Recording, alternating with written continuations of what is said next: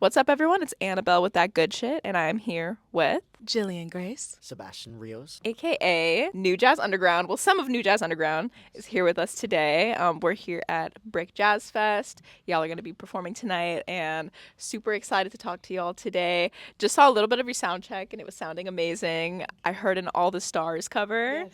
Let's start with telling me about how you guys landed on deciding to cover that song tonight. One of the things that I think makes New Jazz Underground really cool, and this is what I've felt even before collaborating with them, is that they really live on that intersection of like Black American music. So like taking jazz and taking hip hop and like taking hip hop songs and giving it this new jazz feeling. And so they decided to create a suite of Kendrick songs. And I was so lucky to be a part of it along with one of my good girlfriends at Kepinkwele. And we recorded it earlier this year in January. Yes. Yeah, it's crazy. It feels like Yeah. much longer. Yeah. And so that was one of the songs from it. And it's so different from the original, but it feels really fresh and it doesn't feel like stale and it's fun to sing. Yeah, so that's where it is. It's where it came from. I love that. Yeah, I was just watching you guys perform that. I feel like the new sound gives the song a whole new like context. I was hearing lyrics differently. Like it's really cool hearing that reinterpreted. But before we get deeper into the conversation, I'd love to know a little bit of background about like what y'all do and what is New Jazz Underground. So, New Jazz Underground is a trio. Of myself, TJ Reddick on drums, Abdias Armenteros on sax, who's not playing tonight. We have our friend Noah Halpern subbing in, who is one of our great friends. I'm Sebastian Rios, and I play the bass, and I lead the band, and compose for the bands. And essentially, we started back in the pandemic. Like, we had nowhere to play. Our extended friend group, in the city, there was no jazz clubs open, no places to do anything, and so we would just get up, hey man, what you doing, at 11 a.m. Nothing, as always. You want to go play in the park? Word, okay. Call TJ, see if he can bring his drums, call Noah, see if he can play, call Abdias, and we would just get up and play.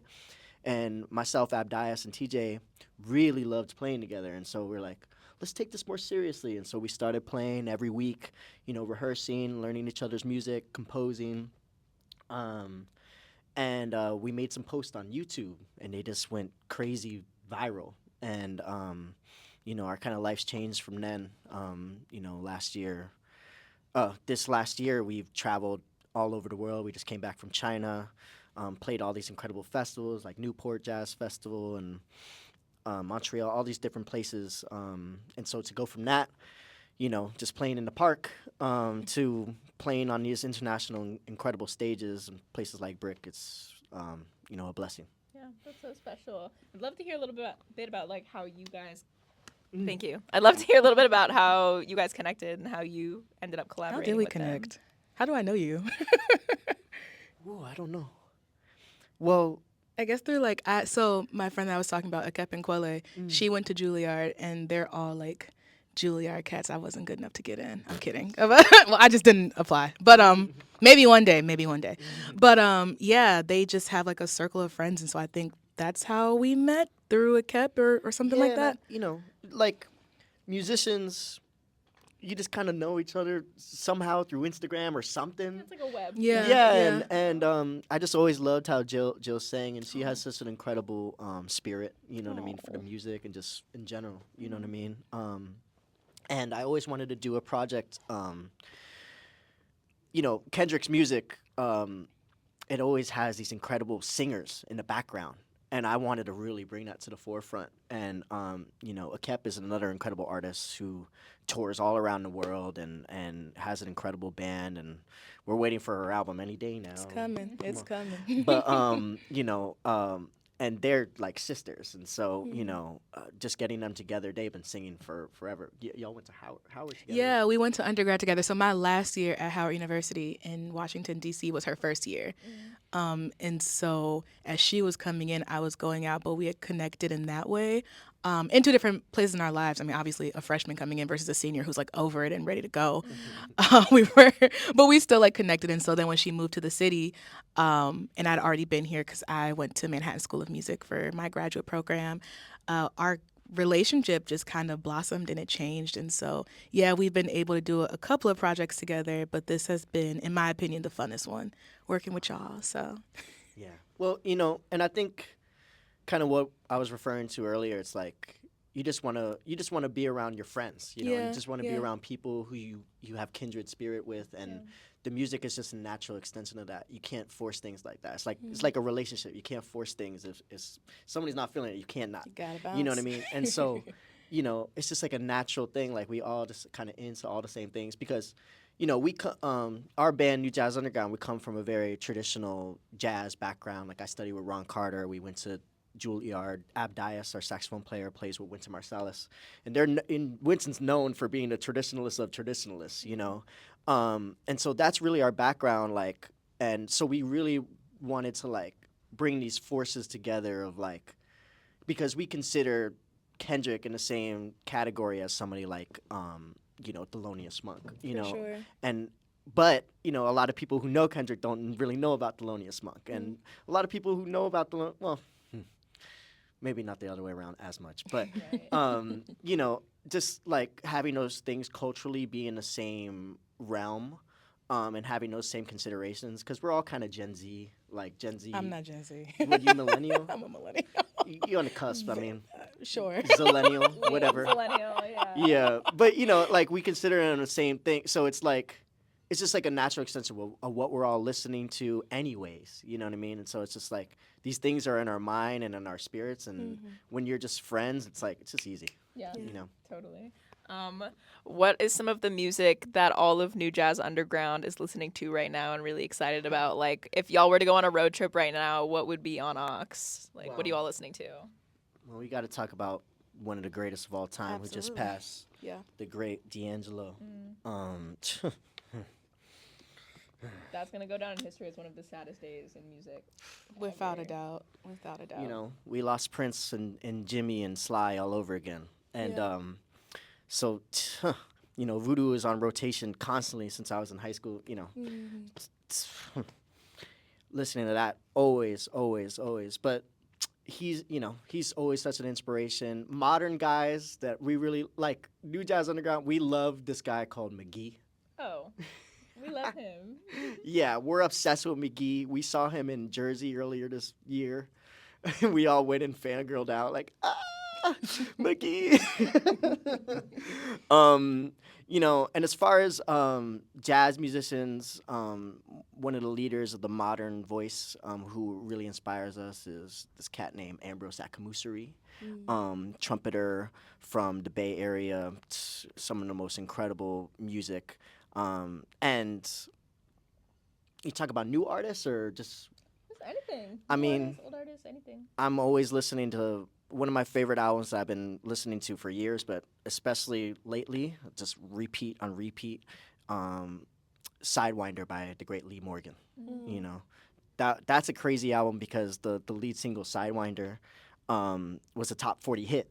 It's like, okay, you could play jazz and still be accessible to the people. It's like, and that's always our mission. It's like, how do you make it authentic music that's coming from the tradition, this rich tradition, Black American tradition, Latino American tradition? How do you take these elements and really, bring them to a younger audience who otherwise would be really interested, but just because the marketing's so bad, Yeah. they just not looking at it. So it's Right. like, all right, let's bring it all together. Yeah, totally. I also know that like teaching and educating the youth is something that's really important to New Jazz Underground. Can you talk to me a little bit about like that and the work that y'all do when it comes to like teaching the youth and like creating those opportunities? Yeah, absolutely. I mean, Jill can talk on this because she's a teacher. She's an actual teacher. I'm a teacher, but I teach the older kids. So I Right. teach at a university in New York, in the New Rochelle area. And that is very cool. It's funny because when you were talking earlier about like, oh yeah, he's from to China, and our lives have just kind of changed. I'm like, I have a very boring life. Like, I mean, fun for sure, fun. But as far as just like, I guess, more regimented than what you guys are doing as touring artists. But yeah, I teach at this university. It's so funny. I meant to tell you this, but my kids are like the biggest fans of yours. Like they love New Jazz Underground. But anyways, I teach history of popular music in America, and I'm over some ensembles, and that is really exciting and it's really fun because especially with this history of pop class that I'm teaching right now, you know, a lot of them have this kind of like one way look of looking at music and of popular music. And so even with folks like D'Angelo or Sly and the Family Stone or like, you know, even like the Rolling Stone and like how they got their name from a Muddy Waters song and like just seeing how like interwoven and how connected all of this music is. And so being able to like help them make or just seeing how the music that we're studying about is connected to a New Jazz Underground, like being able to help those light bulbs go off for them is like super priceless. So yeah, it's fun. Love that. Yeah, and we get to travel, and it's weird because a lot of kids, like you were saying, like they listen to us, and it's a weird feeling because I was literally just in high school like 2 weeks ago, and I have a lot of young students. There's a lot of young women right now, like 18, 19, that could really play the bass, and it wasn't like that 10 years ago. When I was that age, and so it's really exciting to see all these different types of folks like really get into it, and I feel like now there's a lot of less barriers in the music, and people discover us through YouTube, and that's such an incredible resource, but just being able to talk to people and seeing young people and seeing their brilliance and trying to help them, because I've been through all the things that they're struggling with, and so it's like, how can I just help along, these folks? Like, I always say, like, like, pay me what you can afford. You know what I mean? I want you to study with me weekly. Like, let's get progress going, because I'm always so giving in terms of that, because I know I needed that. I know I needed that guidance. And it's never really formal with me. I just like to talk shit. I like to talk shit and, like, give them the real, because these schools be scamming sometimes, and so and I went to Juilliard, and I'm a dropout, and that's a whole other thing. But You're doing all right for yourself. yeah, You're doing okay. but it's because I had great mentors, and I had a vision for myself, and when you see the potential in these young people, it's like, you could be so much better than me. You know what I mean? And it's just like, how can we bring that out? So much of our modern culture really kind of stifles out individuality, stifles out young creativity, especially for, people of color and women, and so it's like, how can we really, as a community, raise each other up? Yeah. That's always the goal. That's incredibly important work. And I think that kind of also ties in with the next question, which is I just want to talk about like BRIC and about BRIC Jazz Fest, because BRIC does so much amazing work like for the community, the creative community in Brooklyn, like the resources they provide, the events they're putting on, even like the curation of this event. Like we were talking with Chris about it, like it's called BRIC Jazz Fest, but there's so many different types of music being represented here, so much amazing like world music. Tell me about how y'all first came in contact with BRIC, how you like first encountered BRIC. And then, what's your experience been like working with them, and what does it mean to you to be playing at Jazz Fest today? You can go for it. Yeah, well, we have agents. It's whatever. No, I'm kidding. I'm kidding. No, but we do, and they hook it up, but it's just so, it's always, as young people in the music trying to make our way, to have a place like this who really supports young artists, and young artists that aren't doing it necessarily the traditional thing and trying to go in your own direction. To have spaces like this for us to really be ourselves is such a valuable thing. And, any organization, I mean, we can talk about, Jazz Lincoln Center in the city, or SF Jazz in San Francisco, or Newport Jazz Festival, like those are the people that are really making jazz viable for young artists. It's like viability is so important, because then we can't, if if it's not viable, we cannot be creating important art. You know what I mean? We can't be creating, you know, these connections with people and trying to, again, it's all about bringing people into the music that we love because it changed my life. You know? And so again, to have a space like this, we're just so grateful as always. Yeah, it's a beautiful thing. I would love to hear if you guys have any, because you're talking about just like being young people in jazz, pushing things forward, and we're also, you know, Quincy is much deeper of a jazz fan, and like has like some crazy. Y'all should chat honestly, but we're both fans of jazz, and especially like this new generation of like young people, like really changing like what jazz can look like, what it can sound like. Who are some of y'all's peers in the jazz space that you're like really proud of, and that you're really excited to see them pushing things forward? Got to talk about a cat. Of course. Of course. Just even knowing her for as long as I have. Please say her name. Akep Nkwele. Yes. We met in 2018. Yeah. And so just seeing how she's kind of grown and developed and evolved since then is just, it's so inspiring. She's literally like a rocket.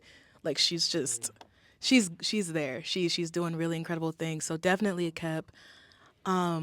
Peers, there's so many because you know, you think about it, like you go to school with these folks, you know, you're studying with these folks, you're studying for jazz history quizzes or whatever with these people, and then you graduate and you think that that's it, but then you look on Instagram and you see them just like fully immersed in their calling and in their destiny, and then you play with them, and I don't know, it's just great. So definitely a Kep.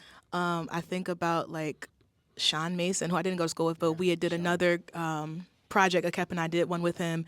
Damo Branch, like even some folks that are not like classically jazz, but like a Paul Johnson, like bass player, like these are folks who are super like study the jazz idiom for sure, but have this understanding, like this holistic understanding of the music and like how to push it forward. Like it's very inspiring. Yeah, absolutely. Yeah, and you know, because I started going to jazz camp like when I was like, you did. maybe, like 14 or something. You know, and you see these kids, you know, and you know they're bad motherfuckers. You know what I mean? Bad dudes or bad ladies, Bad whatever. people. Or bad, you know, whatever. Anyways, but you know, and then, or maybe they're not even that great yet, and then you see them 5-10 years later, and you're like, oh. Yeah. Wow. Like when you see what commitment and passion and perseverance, you know, and engaging in the music in a healthy way where you're engaging with elders, you know what I mean? You're seeking out elders, you're seeking out other people your age, you're seeking out, you know, people maybe a little bit older than you. You know, the thing I love about jazz is there's no generation gap. You know what I mean? Young people play with older folks. And there's always that reverence, you know, because the older folks know that, okay, these young people are going to keep this music alive. And the younger folks know that the older people know how to play. Yeah. You know, like, I'm okay. Ron Carter is amazing, okay? And it's a different level when you can go, you know, of course I love my young peers and they're great. But when you can go and get around those older folks and really give them the respect that they deserve, because a lot of the time, it's not a commercial decision to play jazz. You have to really love it. And when you really play on a high level, a lot of the times you get punished for it financially. You get punished for it socially. You know what I mean? People go, "What are you doing? You're wasting your talent. You're wasting your brain on jazz." You know what I mean? You could be doing this, that, whatever. And so when you see somebody like Eric Lewis, Elu is one of my great mentors. He, you know, he opened for Sting, but he used to play with like Wynton Marsalis, and he broke out of it, and you know, he started doing his own thing. But just seeing people's journey and being able to like, how did you do this? Why did you mess up here? How are you making this money here? Like, and really understanding their story and understanding the art, and you know, I think that's always the best way, because it's like, as young people, you know, you always want to go, "Hey, aren't we great?" You know what I mean? But when you see somebody who can really play, Nicholas Payton, you know, you go, "Okay, this is what this music is about." You know what I mean? It's like they're not, you know. They're not on the cover down, you know, whatever magazine anymore, you know, but they play better than all those motherfuckers on the you know. So how can you engage? It's all about community, really, you know. Yeah, 100%. And the last thing I want to ask y'all about is kind of just for the benefit of our audience, that good shit audience. If we have anyone who's watching this interview who maybe is like curious about learning more about jazz and, you know, just like getting into that world, like what would you recommend for, you know, young people to check out to like kind of get a really good solid intro to like what could help them go down the rabbit hole of jazz? Oh my God, the teacher just in me just came out. You have to read. You gotta read. Like, there's so I don't know. Like, and there are a lot of documentaries out that you could definitely like. I'm for sure like a more visual girl, so like watching a documentary on like a Miles Davis or like Thelonious Monk, like these folks Like we were the Ken talking about. Burns. Yeah, Ken Ken Burns Burns has jazz. a docuseries you can get on Amazon Prime, and it's like I think it's like 10 or so episodes, and you just learn about the history of it. But especially, and I hate to also be like a teacher that's political, but like with the current climate of our country, and a lot of these books are being banned, like whatever you can get a hold of, whatever like physical material that you can get your hands on to like actually learn about this is just important. It's just important. We gotta start reading again. Yeah, Stomp in the Blues, Albert Murray. That's a Yeah, good one. yeah.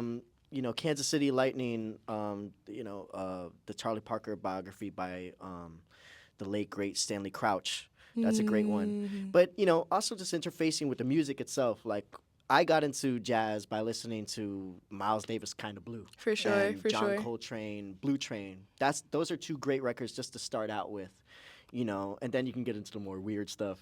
Because I remember listening to, there's an album by Miles Davis called Nefertiti, and I listened to that. Yeah, hey. And then I listened to that, and I was like, what is this? And then a couple years later, my ear was more developed. You know what I mean? And so you have to take yourself through the process of actually understanding the music and you know, but the best way to do that is just get around it. If you can go see live jazz, you know, if you can listen to those classic albums, you know, another great guide is the Penguin Guide to Jazz. You know, just pick an album on there, listen to it for a second. I don't like this. Oh, this is dope. Okay, let me listen to this, and just listen to it over and over again. Like that's what I always tell my students, because you know, a lot of students they want to like learn every solo and everything without really having the music like living with the music. I love to just listen to albums on repeat. You know, speaking of D'Angelo Voodoo, but you know, Sidewinder, that's a great classic album that is really accessible. You know, Kind of Blue. You know, Sorry, Blues People by Amiri Baraka. That's another great book. It's not an album, but another great book that's like worth reading when we're talking about I gotta the. check that out. See, you It's put it in there. great. I got a copy. I'll give it to you. You got to give it back though. Yeah. Yeah, I'll be but holding you myself know, hostage. there's a lot of resources. You know, look up 10 greatest jazz albums and pick one and literally just listen to it. Just you know, and go. Okay, who's playing in New York City? Who's playing in whatever city that you're in? You know, go check out a jam session. Go ask those guys. What are you listening to? You know, again, community and engagement. That's what the music's about. Yeah. You know? Yeah, For sure. Yeah. that's the name of the game. Well, thank you guys so much for talking with you. us today.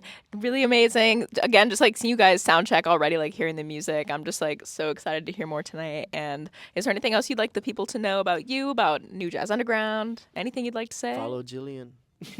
Follow Sebastian and New Jazz Underground. Yeah, we got an album coming out. We got signed by a label in France. It's gonna be coming out spring next year. We're touring all around America until then. We're gonna come to Europe in next spring, so be on the lookout. Awesome. Yeah. Thank you guys. Thank you. Yay.